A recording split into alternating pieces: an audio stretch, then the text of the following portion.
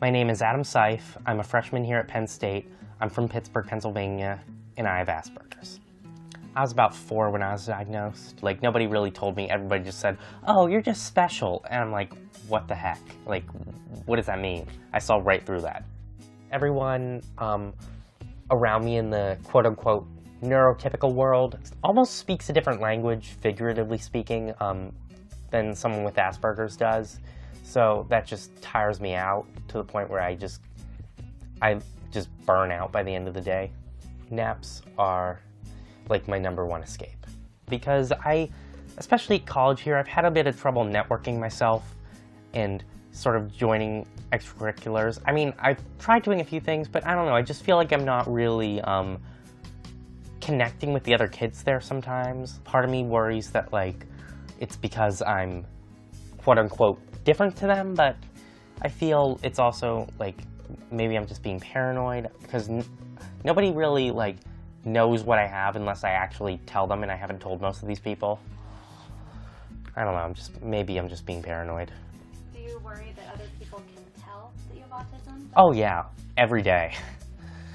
I try to hide it as best I can, but... How do you try to hide it? Try not to, do anything weird, like flap my hands when I get excited.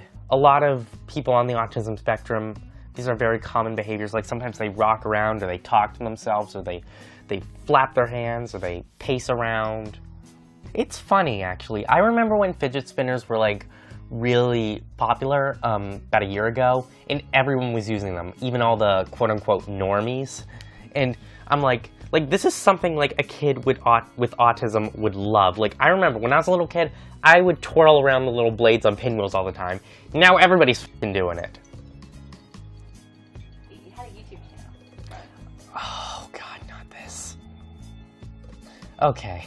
I'm gonna be honest, yes, I did have a YouTube channel. I had a series called Aspie Talk for a couple of months where I'd sit down and just sort of discuss, like, an issue I have related to my Asperger's with each episode. You see, swimming class is really hard. I have trouble with swim. It might have to do something with my Asperger's and gross motor skills. You see, swimming is hard for me. Well, I did learn how to do this on my belly, but I'm still working on floating on my back. And the problem is I'm afraid of doing that stuff, and I'm upset because I don't know when it's coming. I don't like to be surprised, like most Asperger kids. Dorm life can be a bit of a hellhole. I get startled kind of easily by loud, sudden noises. Some of the guys on my floor that my roommate is friends with, they like to tease me a lot. They'll startle me because they know I startle easily. They can be roughhousing. And I feel it's starting to take a toll on my academic performance a little bit.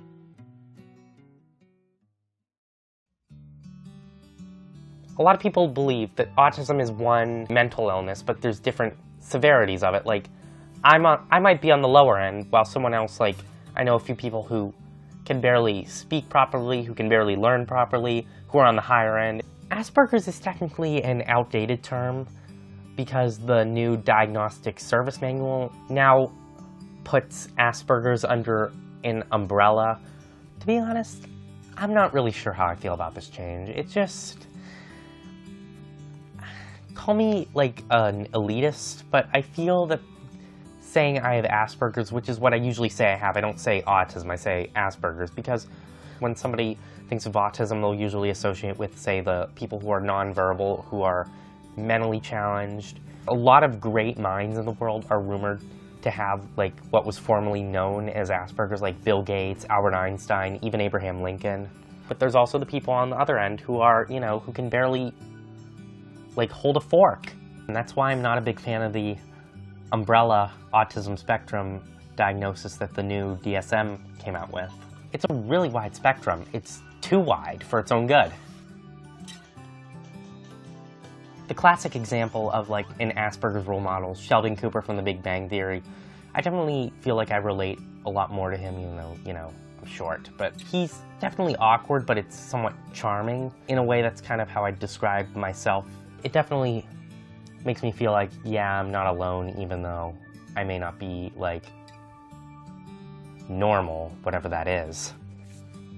Part of me wishes I didn't have Asperger's, but if I had the ability to just take it away right now, I would hesitate because I would just worry it would change me too much. I don't think I can be Adam Seif without my autism or Asperger's or whatnot.